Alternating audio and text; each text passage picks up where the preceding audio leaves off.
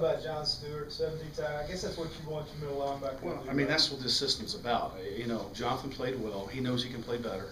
We got to press the line. And he knows it. We got to press the line of scrimmage a lot better than we did. And again, it's his first game in this system. But that's what expected of that guy. I mean, that position, that Mike and that Will in our system makes a lot of plays if the D-line does their job, which they did. I thought Stu played well. He knows, I'm not speaking out of turn, he's got to press the line of scrimmage more. I mean, the long run, like Gillespie, we got 2 on-block linebackers, and we're not pressing the line of scrimmage. So those things are all correctable. That's what's good about it. DeMontre and converting from linebacker, is he doing what he's meant to do, which is chasing the quarterback? I don't think there's any doubt about it. I mean, you guys saw how he produced Saturday, and when we got in here, I mean, he's your prototypical rush, what we call him in our system. He's that guy that gets that one-on-one with the tackle, and now I'm sure teams will start chipping him with the back and things of that nature. But yeah, I think you guys saw Saturday that DeMontre's right where he belongs, and if he has a chance to play at the next level, he's going to be playing that position. What's your approach to dealing with the penalties? Well, you know, they were aggressive penalties on our side of the ball. You know, I got to be careful there. You know, PIs and face mask. I think it goes back more to tackling, not being in position to tackle when you get a face mask penalty. And we cut down the offsides, the late hits, the silly penalties we got rid of. Ours were face mask penalties, that are aggressive penalties. We do address them. You know, we have a little penalty, but I need to be careful because I can handle an aggressive penalty. I can't handle the stupid penalties. And we, you know, we really didn't have a bunch of stupid penalties. We're not in position to tackle. That's why we had the face mask penalties that we had. So aggressive, I mean, face mask penalties aren't stupid penalties? Well, they are, but it's more of a physical act. Okay. It's not jumping off sides, not looking at the ball, hitting a defenseless player, out of bounds, late hit on the quarterback, those kind of things, you know. Times, face mask, and PIs, those are aggressive penalties that you're trying to make a tackle or go after the ball. I think you have to be careful there. Now, if it becomes a consistent problem, now we got a problem. But I go back, when I look at all of them, we're not in position to tackle. We're reaching. You know, we're not coming to balance. And again, I think those things can be corrected. How do you become a defense that forces turnovers? I mean, you talked about that a little bit after the game. How do you take that next step? Well, we got to take the ball away. And Coach Sumlin showed him yesterday in the meeting 3 or 4 times where the quarterback's out in the open and we're tackling from behind. He don't know you're there. We got to get the ball out. I got to credit Florida. I got to be honest with you. They went in and told Driscoll, do not turn the football over, and he didn't. That's why we had 8 sacks, in my opinion. He was not going to force the ball. And I thought the running backs did a great job of protecting the football. What's your stress?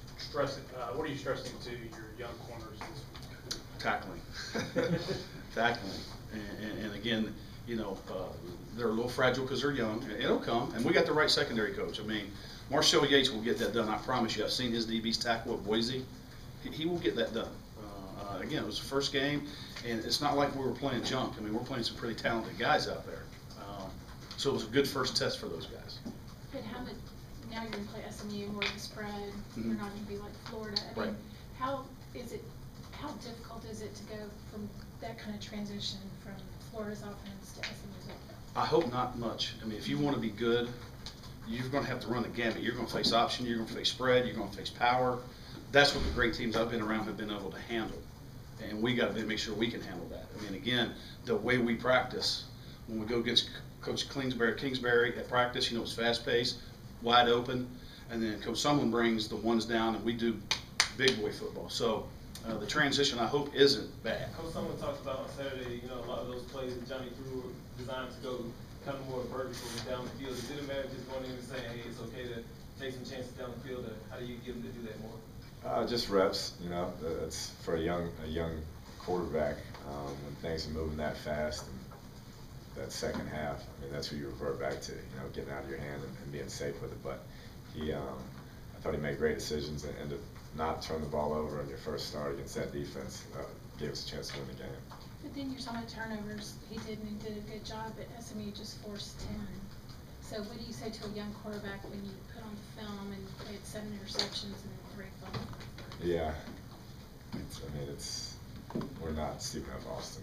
I understand that. No, I know. I mean, there's a lot of turnovers. It was just, tough game to watch, put it that way, yeah, tough game to watch. Is the idea to keep spreading it around to your 3 running backs? Yeah, we think all of them can give us something different in the run game and pass game, and so we want to get them all touches and get them on the field as much as we can. From a passing game standpoint, how similar is your scheme to what they were doing at Baylor, and how much does that film help you guys out this week for SMU? You know, Coach Rouse does a great job with the tempo offense, so there's some similarities there, but it's just, I don't think we'll take a whole lot from that. You know, it looked like SMU didn't play their best game, and Baylor jumped all over them, so we're going to have to play really well and see what happens. Is it comforting to know that you may not see a defense the rest of the year like Florida's? It was that's talented. I mean, there might be some really obviously good defenses, but that was a pretty talented. No, I think the thing that stood out was just physically, I thought our kids stood up to them and played hard, and the effort was outstanding. Blocking on the perimeter, blocking up front, the running backs running the ball physically, I thought that really jumped out. What have you seen thus far from Thomas Johnson, and what do you like in particular about his game? Very natural route runner, just does some things you can't coach, and has a knack for getting open, and very smooth out there. How much does it help to have an actual game tape to be able to teach from with your young guys? It's been big, just until the bullets are flying like that. I mean, you can coach all you want, but until you can really show them how it's going to happen, it doesn't really sink in. So it's going to be good to teach off that. Do you anticipate any kind of lineup changes with your wide receivers? Because some, like a guy like Thomas Johnson, some of these other guys did pretty well. We haven't really gotten that far. That's usually a Thursday type discussion. So, but there were some kids that really showed up and did some special things. So we're trying to get the ball to them a little bit. Do you have a specific on one of those kind of aha moments? When the player saw something on tape and went, yeah. Really realized what they had done right or wrong, or. You know, I think when Ben Molina, finishes that run against that safety, I think everybody, was kind of like, okay, we're playing real football. And that safety for them was a great player and shows up on film, every film we watch, just knocking people out. So to see that was encouraging for me that, hey, we're playing in the SEC, but we belong here. How good was Mike Evans, and how much did this just carry over from what he's been showing you since spring? Yeah, he's got a tremendous upside, and I don't think we've really even touched it yet. He's only played football for 3 years, and Coach Beatty's done a tremendous job motivating him, and he's been practicing better and went out there and competed hard the entire game. Against a defense that talent, that kind of speed, what were your impressions with Trey Williams' touches? We'd like to get it to him more. He's a guy that every time he's touched it out on that field, since we've been out there, he's made plays, and so we're going to keep trying to progress him more and more into the offense.